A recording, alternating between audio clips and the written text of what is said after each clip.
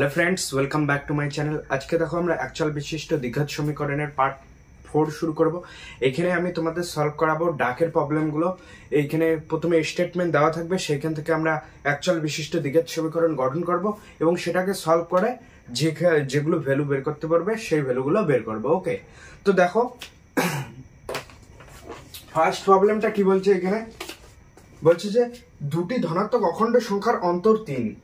দুটি ধনাত্মক অখণ্ড সংখ্যার অন্তর 3 বলছে। অন্তর মানে দুটি ধনাত্মক অখণ্ড সংখ্যা যাদের অন্তর 3, অর্থাৎ একটি যদি x হয়, একটি ধনাত্মক অখণ্ড সংখ্যা যদি x হয়, মানে একটি সংখ্যা ধরি x, মানে একটি ধনাত্মক অখণ্ড সংখ্যা লিখবে তোমরা। একটি ধনাত্মক অখণ্ড সংখ্যা x, আমি ডাইরেক্ট সংখ্যা লিখলাম লাইনটা ছোট করার জন্য। একটি সংখ্যা যদি x হয় তাহলে অপরটি হবে কি,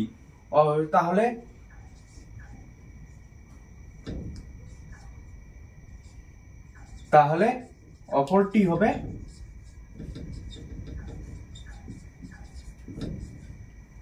কি x - 3। ঠিক আছে, অপরটি যেহেতু অন্তর 3 বলছে, তো বলছে যে এবং তাদের বর্গের সমষ্টি 117।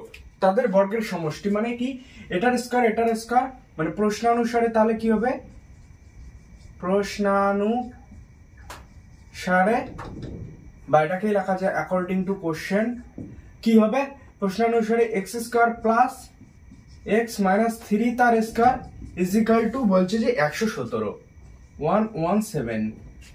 বলছে যে তাহলে সংখ্যা দুটি হিসাব করে লিখি, তাহলে x এর মান এবং এই মানটা কি হবে। তাহলে এটাকে সলভ করে x এর মান বের করো, সেখান থেকে আমাদের x এর মান এখানে বসাবে, তাহলে এই মানটা পেয়ে যাবে। তো এটা একটা দ্বিঘাত সমীকরণ হবে। তো এখান থেকে আমরা কি পাবো, x² plus x² minus 6x plus 9 is equal two 117। এখান থেকে কি লেখা যায় 2x² মাইনাস 6x, দেখো plus 9 minus 117 is equal two 0। ওকে, তো এখান থেকে কি লেখা যায় 2x² মাইনাস 6x। এখন দেখো 117 থেকে 9 গেলে কত হয়, এখানে 17 থেকে 9 গেলে কি হয়,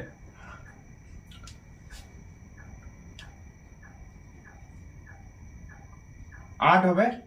তো এখানে হবে 108 minus 108। Okay, is equal two 0 হয়ে গেল। এখন এইখানে আবার দেখো 2 দিয়ে ভাগ যাবে, তাহলে x² মাইনাস 3x হবে মাইনাস 54 ইজ ইকুয়াল টু 0। ওকে, 54 কি 6 লাম 54 হয় না, 6 লাম 54।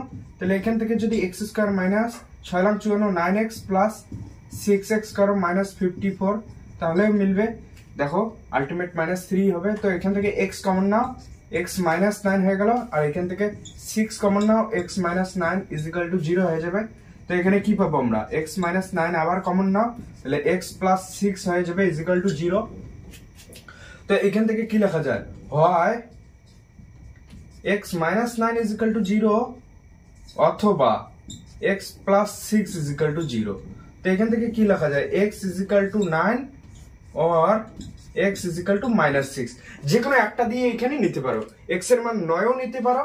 আবার বলছে যে দুটি ধনাত্মক অখণ্ড সংখ্যা, যেহেতু ধনাত্মক বলছে তাহলে এই মাইনাস মানটা অগ্রাহ্য হবে, অগ্রাহ্য।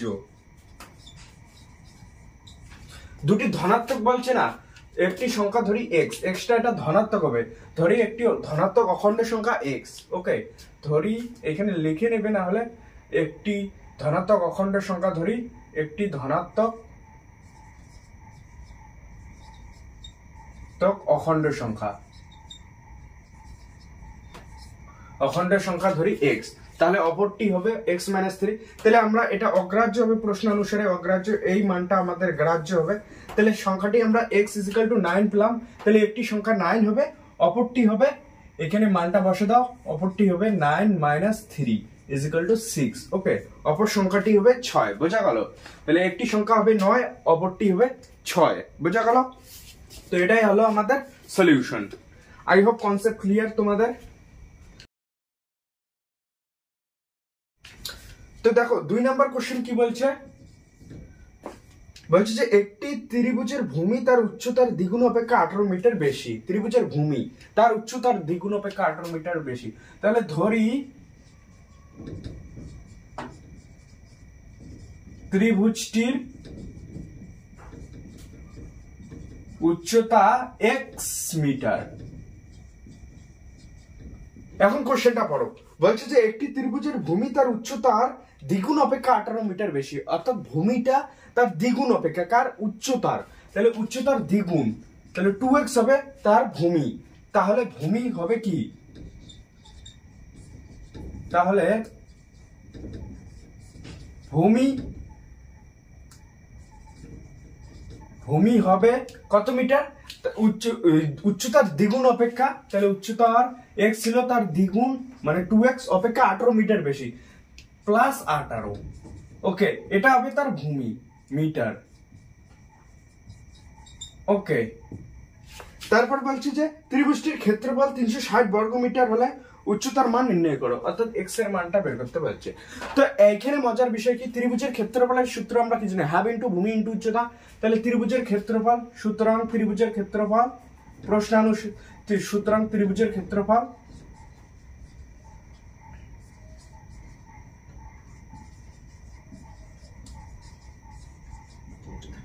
হাফ ইনটু ভূমি ইনটু উচ্চতা, তাহলে এখান থেকে কি হবে 1/2 হাফ ইনটু ভূমির মান কি 2x প্লাস 18 ইনটু উচ্চতা x, ওকে, এখান থেকে 2 ক্যান্সেল আউট হয়ে যাবে, তাহলে x প্লাস 9 হয়ে যাবে ইনটু x, ওকে। তো এটা হলো আমাদের বর্গমিটার ত্রিভুজের ক্ষেত্রফল।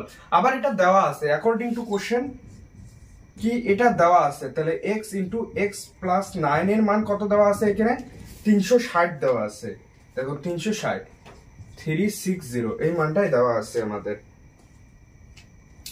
বোঝা গেল। 360 তো এখানে এখন সলভ করো, তাহলে x square plus 9x minus 360 is equal two 0 হয়ে গেল। দেখো 360 কে কি করবে তোমরা, এখন 360 কে কি লেখা যায়, এলসিএম করো, 2 দিয়ে যাবে, 18 দোকানো 36, 0 180, 9 দোকানো 18 90, তারপর আবার 45 2 4 5, আবার 5 লং 45 9, দেখো এটা হবে, এখানে 9x আনতে লাগবে। তখন আমরা কি করি দেখি,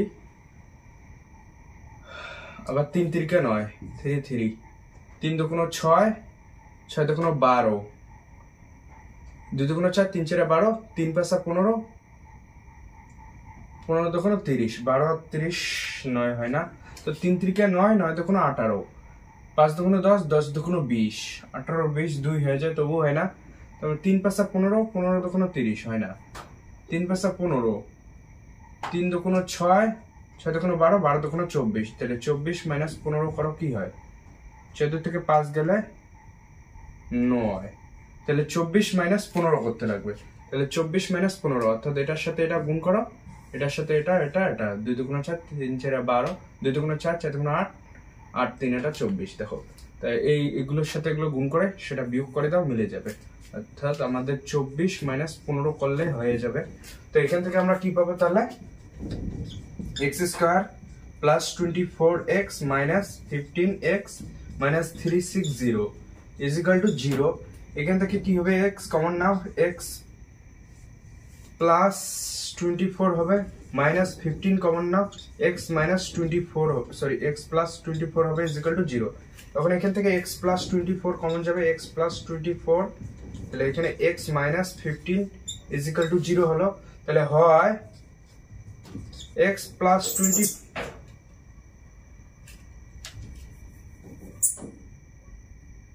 তাহলে এখান থেকে হয় x plus 24 is equal two 0 অথবা x minus 15 is equal two 0। তো এটা আমাদের নেগেটিভ হবে, এখানে কি পাওয়া যাবে, x is equal two minus 24, এটা তো অগ্রাহ্য হবে না, অগ্রাহ্য, কারণ আমাদের উচ্চতা নেগেটিভে আসতে পারে না, তো তার এই মানটা আমাদের গ্রাহ্য হবে। এখান থেকে কি লেখা যায়, x ইজ ইকুয়াল টু 15, ওকে। তাহলে আমাদের উচ্চতা আসলো 15, উচ্চতা কি আসলো আমাদের, উচ্চতা আসলো আমাদের 15, ওকে। তাহলে আমাদের ভূমি কি হবে, ভূমির মানটা এখানে বসে দাও, তাহলে 2x প্লাস 18 এর 2 ইন্টু 15 প্লাস 18, ওকে।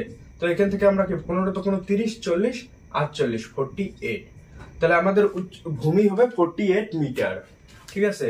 উচ্চতা আমাদের এটা মিটার হবে 15 মিটার, আর এটা হবে আমাদের 48 মিটার। ওকে, বোঝা গেল? Concept clear? এটা আমাদের নির্ণয়ের সমাধান হয়ে যাবে। তাহলে ভূমি হবে উচ্চতা হবে 15 মিটার আর ভূমি হবে 48 মিটার। বোঝা গেল? এই গেল আমাদের 2 নাম্বার।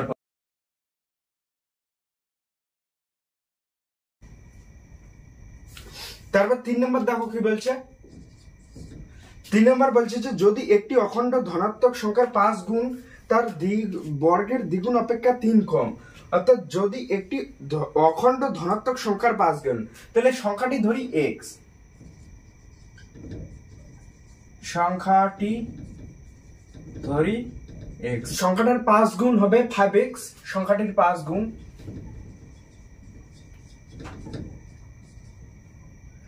এখানে যা বলছে তাই আমরা লিখবো। বলছে যে সংখ্যাটির 5 গুণ,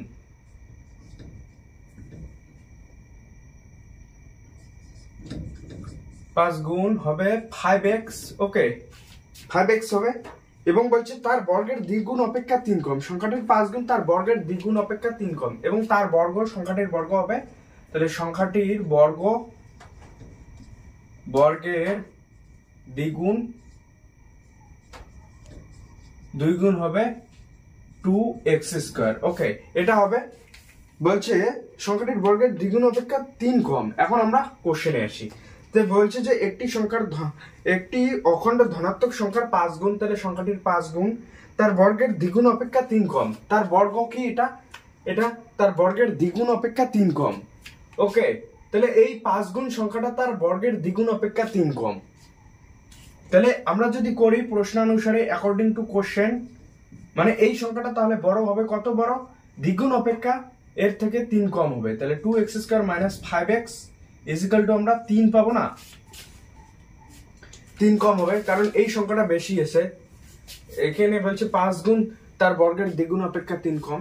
তো এটা করলে আলটিমেট এটাই পাবো আমরা। তাহলে এখান থেকে কি লেখা যায়? 2x square minus 5x minus 3 is equal to 0। এখান থেকে কি লেখা যায়? 3 2 6, তাহলে 2x square minus 6x plus x minus 3 is equal to 0। তো এখান থেকে কি লেখা যায়? 2x কমন নাও, x মাইনাস 3, এখানে plus 1 common now, x minus 3 is equal to 0। আবার এখান থেকে x মাইনাস 3 কমন যাবে, তাহলে 2x প্লাস 1 ইজিক্যাল টু 0 হয়ে গেল। এখান থেকে কি লেখা যায়? হয় x মাইনাস 3 ইজিক্যাল টু 0 অথবা 2x প্লাস 1 ইজিক্যাল টু 0। তো এটা করলে হবে, এখান থেকে আমরা কি পাবো? x ইজিক্যাল টু 3, আর এখান থেকে পাবো x ইজিক্যাল টু মাইনাস 1/2। এটা তো অগ্রাহ্য হয়ে যাবে না, এটা গ্রাহ্য হবে না। তো আমাদের ভ্যালু হবে x ইজিক্যাল টু 3। তাহলে সংখ্যাটি কি হবে? ধনাত্মক অখণ্ড সংখ্যাটি হবে 3। ওকে, এখানে বলছে যে সংখ্যাটি নির্ণয় করো, তবে সংখ্যাটি হবে কি? আমাদের 3 হবে। বোঝা গেল? এটাই আমাদের অ্যান্সার। বোঝা গেল? তাহলে এখানে x এর মান কি হবে? 3। Concept clear? এই গেল আমাদের 3 নাম্বার কোশ্চেন।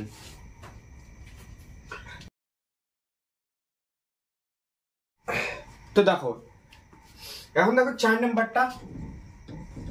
4 নাম্বার কি বলছে দেখো, বলছে যে দুটি স্থানের মধ্যে দূরত্ব 200 কিমি। তো এই অঙ্কটা আমরা যখন এক্সারসাইজ 1.1 এ সলভ করেছিলাম, যখন আর কি দ্বিঘাত সমীকরণ গঠন করেছিলাম আমরা স্টেটমেন্ট থেকে, তখন এই প্রবলেমটা জাস্ট দ্বিঘাত সমীকরণ গঠন করা হয়েছিল, সলভ করা হয় নাই। আর এইখানে ওই প্রবলেমটাই দেওয়া আছে, এখানে সলভ করতে বলছে।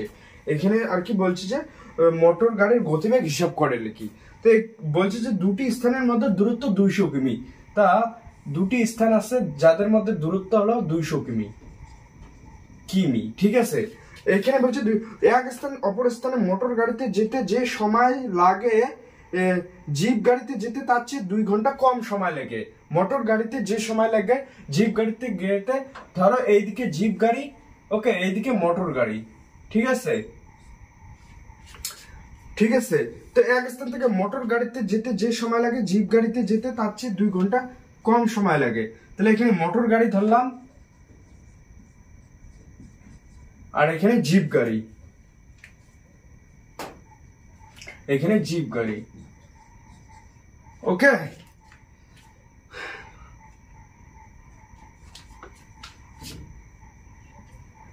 এখানে মোটর গাড়ি ধরলাম, এখানে জিপ গাড়ি। জিপ গাড়ি। তো বলছে যে 200 কিমি দূরত্ব এক স্থান থেকে অপর স্থানে মোটর গাড়িতে যেতে যে সময় লাগে জিপ গাড়িতে যেতে 2 ঘন্টা কম সময় লাগে। তাহলে জিপ গাড়িতে কম সময়, মোটর গাড়িতে যদি টি সময় লাগে, জিপ গাড়িতে 2 ঘন্টা, মানে টি মাইনাস 2 আওয়ার, এখানে আওয়ার এইচ দিলাম, সময় লাগবে, এটাই বলছে এখানে।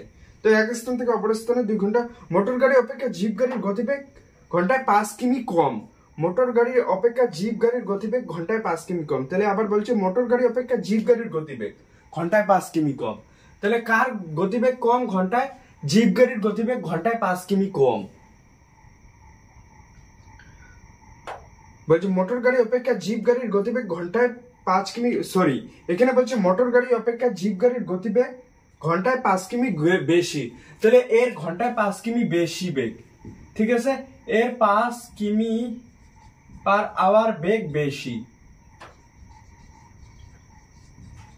বেশি দেখা যায় কি? দেখা যায় না। তো দেখো এই জিপ গাড়ি যে আছে, এই জিপ গাড়ির গতিবেগ ঘন্টায় 5 কিমি বেশি, 5 কিমি পার আওয়ার বেশি, মানে বেগটা আর কি, এর 5 কিমি পার আওয়ার বেগ কম। তাহলে এখন আমরা সলভ করি। আবার আমরা একটা ফর্মুলা জানি, s ইজিক্যাল টু ভিটি, যেখানে s কি দূরত্ব বা সরণ, v হলো বেগ, আর t হলো সময়। ওকে, এখানে কি বলছে, এর যা সময় 2 ঘন্টা কম সময় লাগে, তাহলে t এর মানটা আমরা কি বের করতে পারি? t is equal to s by v। আমাদের s জানা আছে, v এর মান জানা আছে। তাহলে ধরি আমরা বেগ, ধরি মোটর গাড়ির বেগ x কিমি পার আওয়ার। ওকে, মোটর গাড়ির বেগ। তাহলে জিপ গাড়ির বেগ কি হবে? জিপ গাড়ির বেগ আমাদের হবে কত? বলছে যে ঘন্টায় 5 কিমি বেশি, তাহলে x প্লাস 5 কিমি পার আওয়ার। ওকে, এটা হলো জিপ গাড়ির বেগ। এখন আমাদের কি, আমরা কি করব? এখন আমরা টি এর মানটা বের করা, টি কোথায় বেশি হবে? টি দেখো এইখানে যা, এইখানে তার থেকে 2 ঘন্টা কম সময় পৌঁছাবে। তো আমরা যদি টি এর মান বের করি t1, তো t1 is by v, তাহলে t1 এটা মোটর গাড়ির ক্ষেত্রে আমরা বের করি আগে। মোটর গাড়ির ক্ষেত্রে, মোটর গাড়ির ক্ষেত্রে সময় লাগবে কত? s by v। তাহলে ডিসটেন্স তো ফিক্স 200 কিমি, তাহলে 200, আর ভিটা কি মোটর গাড়ির ক্ষেত্রে? vx। ওকে, আওয়ার। আবার জিপ গাড়ির ক্ষেত্রে t2 ধরলাম, 200 তো ফিক্সড। এখন জিপ গাড়ির ক্ষেত্রে বেগটা কত? x plus 5। এখন কন্ডিশন কি, কোথায় কম সময় লাগবে? মানে এই দিকে যেতে, জিপ গাড়িতে যেতে কম সময় লাগবে। তাহলে আমরা যদি কি করি, এই যে t-2 করি, অর্থাৎ আমরা যদি এই সময়টা মাইনাস এই সময়টা করি, অর্থাৎ t-2 করি, তাহলে এটা সমান সমান 2 আসবে না? তো এটার মান হলো তোমাদের কত? এটার মান হলো মোটর গাড়ি, এটা মোটর গাড়ি ছিল না, এটা হলো t1, আর এটা হলো t2 তোমার, এটা t1 এটা t2। তাহলে t2 করো সমান সমান 2 পাবে।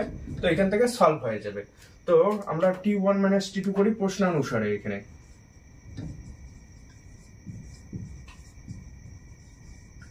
প্রশ্নানুসারে t1 মাইনাস t2 করো, t1 minus t2 is same as 2। তো এখান থেকে তোমরা কি করবে, t1 এর মান 200 বাই x, আর এটা t2 এর মান নিচে x প্লাস 5, আর উপরে তো 200ই আছে, ইজ ইকুয়াল টু 2। তোমরা এখান থেকে 200 কমন নাও, 1 by x minus 1 by x plus 5 is equal to 2। তো এখান থেকে 200টা এদিকে আনো, আর এখানে এলসিএম করো x ইন্টু x প্লাস 5 এর, এখানে x প্লাস 5 হবে, আর মাইনাস x হয়ে যাবে, আর এখানে 200টা এখানে আসে 1 বাই 100 হয়ে যাবে, কাটাকাটি হয়ে। বোঝা গেল? তো x ক্যান্সেল আউট হয়ে গেল। এখান থেকে কি লেখা যায়, x স্কয়ার প্লাস 5x, মানে বজ্র গুণ করে দিলাম একবারে, এখানে 500, তাহলে মাইনাস 500 ইজ ইকুয়াল টু 0 হয়ে গেল। ঠিক আছে, তাহলে 500 কে লেখা যায় 5 ইন্টু 100। 500 কে কি লেখা যায়, 500 is same as 5 ইন্টু 100। আবার এটাকেই লেখা যায়, 100 কে কি লেখা যায়, 4 25 100, 4 ইন্টু 25। তো দেখো 4 5 20, এটার সাথে এটা গুণ করো, আর এটা 25 মাইনাস 20 করো, দেখো পাশেই আসবে। তো এখান থেকে কি হবে আমাদের x square plus 25x minus 20x minus 500 is equal two 0। এখান থেকে x কমন নাও, কি হবে x প্লাস 25, আর এখান থেকে minus 20 common now, x plus 25 is equal two 0 হয়ে যাবে। তো দেখো তাহলে এখান থেকে আমরা x প্লাস 25 আবার কমন নিলাম, তো হবে x minus 20 is equal two 0। তাহলে হয়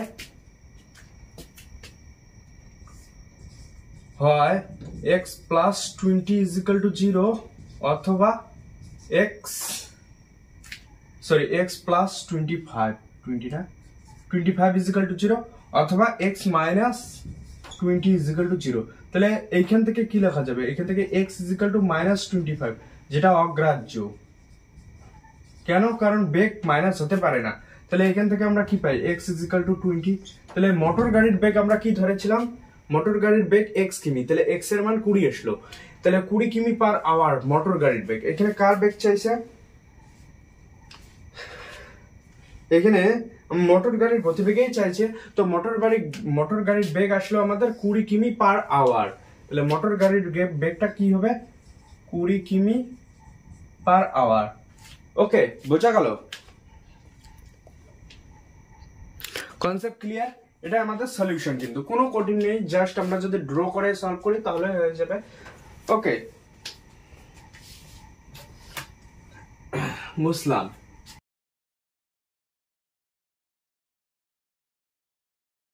দেখো 5 নম্বর কি বলছে, যে অমিতাদের আয়তক্ষেত্রের জমির ক্ষেত্রফল 2000 বর্গ মিটার এবং পরিসীমা 180 মিটার। অমিতাদের আয়তক্ষেত্রের জমির দৈর্ঘ্য প্রস্থ কত? ঠিক আছে, পরিসীমা দেওয়া আছে, পরিসীমা 180 মিটার।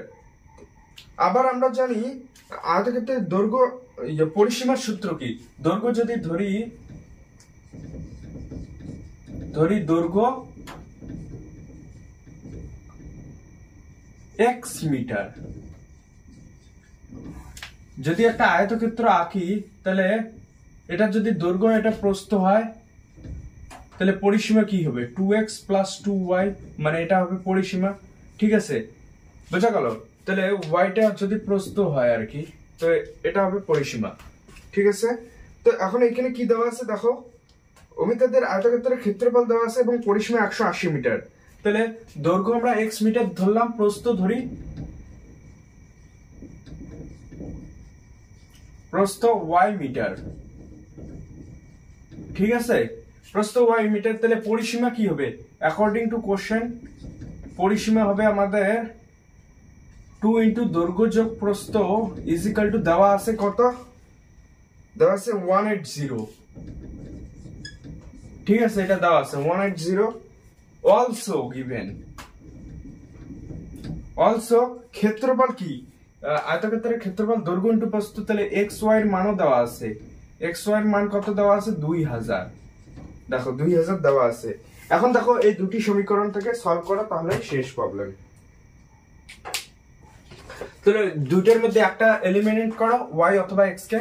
তাহলে আমরা y কে এলিমিনেট করি, এখান থেকে আমরা y এর মান কি পাবো, 2000 বাই x। এখন এই মানটা এখানে বসে দাও, এটাকে 2 নাম্বার ধরো, এটাকে 1 নাম্বার ধরো।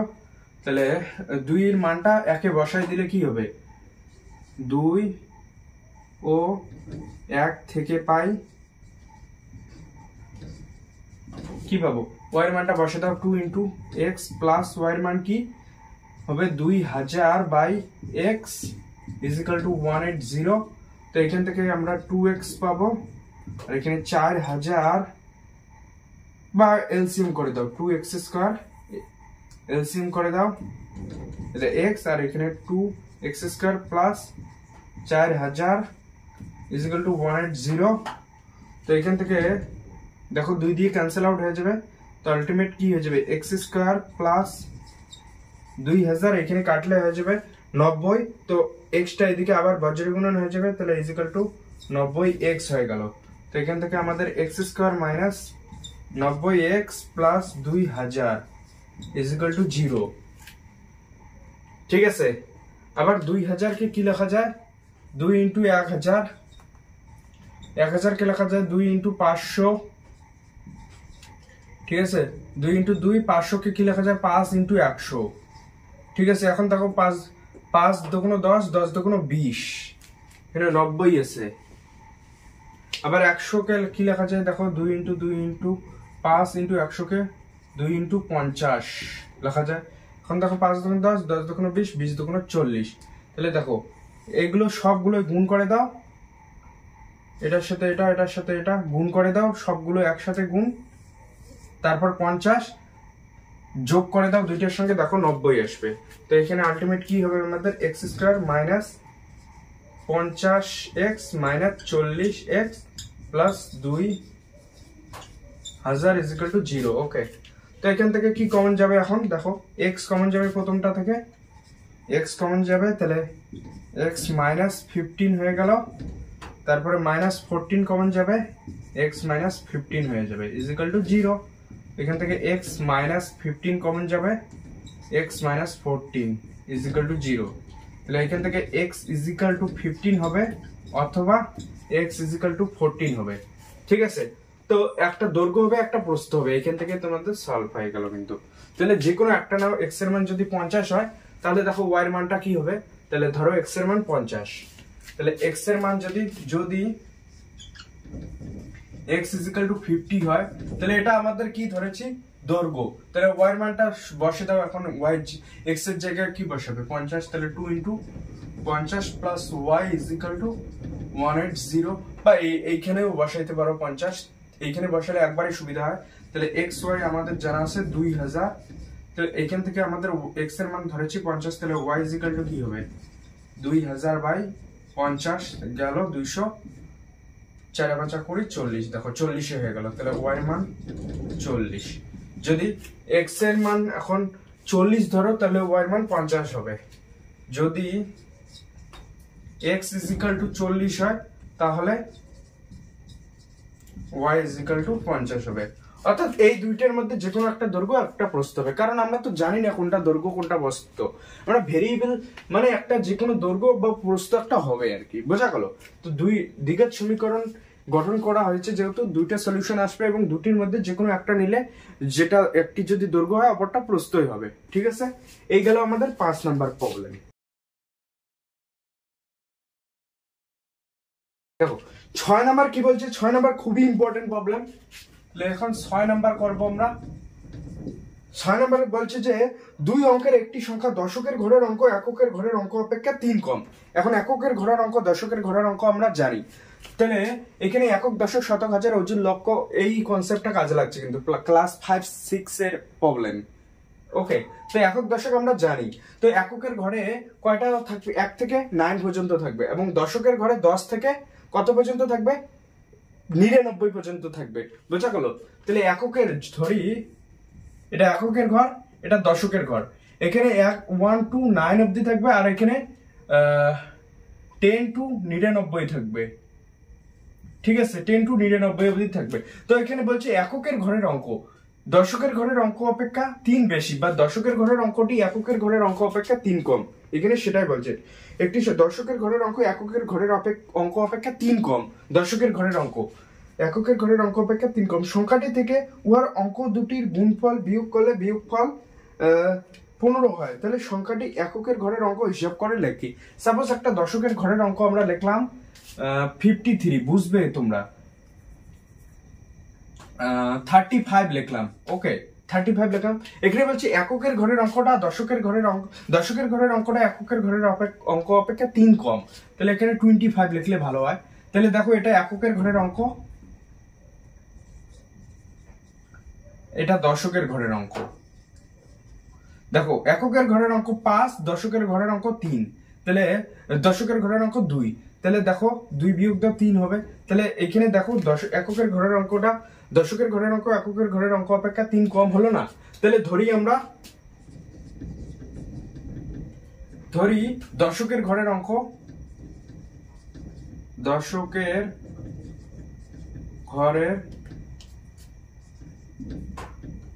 অঙ্ক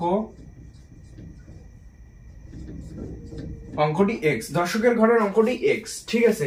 তাহলে এককের ঘরের অঙ্কটা কি হবে? 3 বেশি থেকে, তাহলে এককের ঘরের অঙ্ক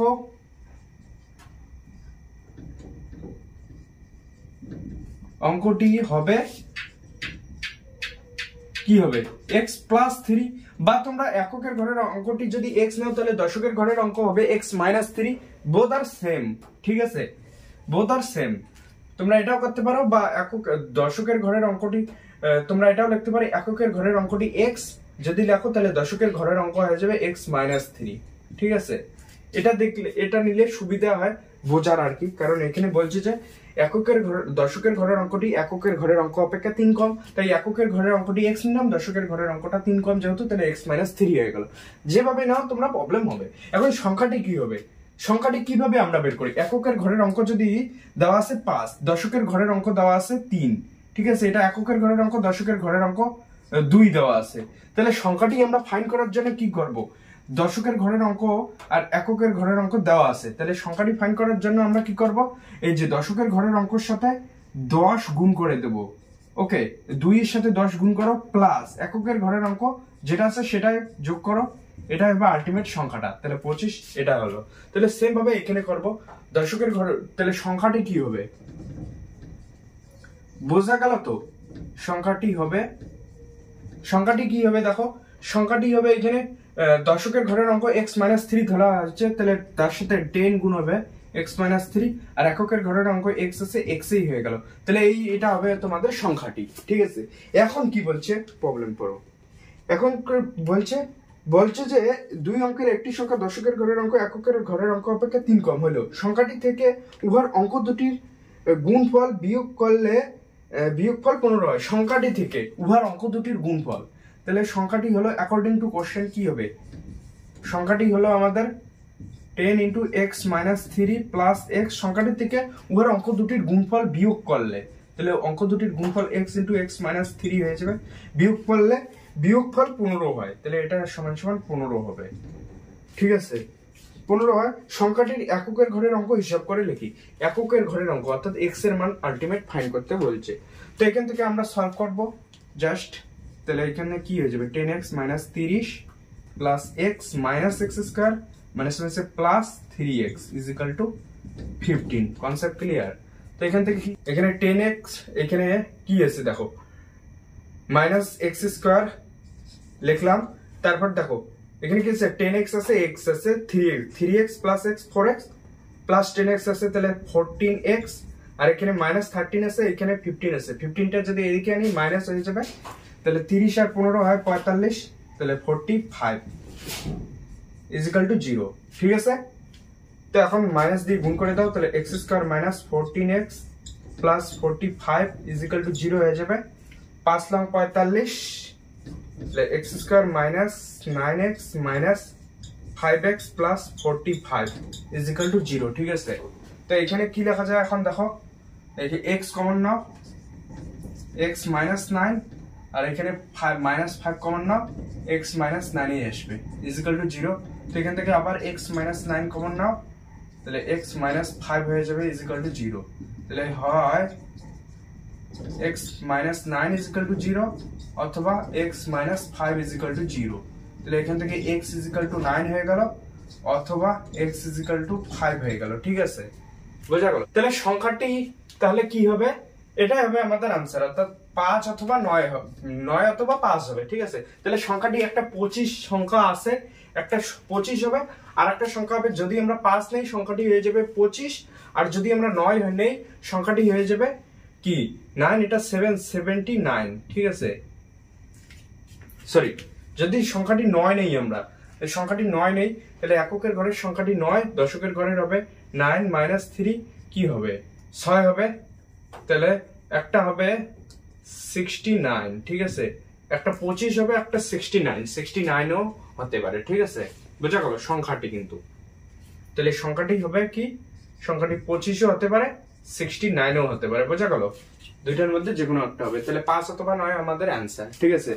তো আই হোপ এইটুকু যদি করো তোমরা, তাহলে এইখানকার মধ্যে থেকে একটা কোশ্চেন পেয়ে যাবে আর কি, যদি আসে এইখানকার মধ্যে থেকে আসবে। বাকি দুই একটা কোশ্চেন আছে, সেগুলো তোমরা বাড়িতে করে নিও। তো আজকে এইটুকুই থাকলো। ভিডিওটি ভালো লাগলে অবশ্যই একটা লাইক করো, চ্যানেলটিকে সাবস্ক্রাইব করো, তোমাদের বন্ধু বান্ধবদের সঙ্গে শেয়ার করো। ভালো থেকো, সুস্থ থেকো, ধন্যবাদ সবাইকে।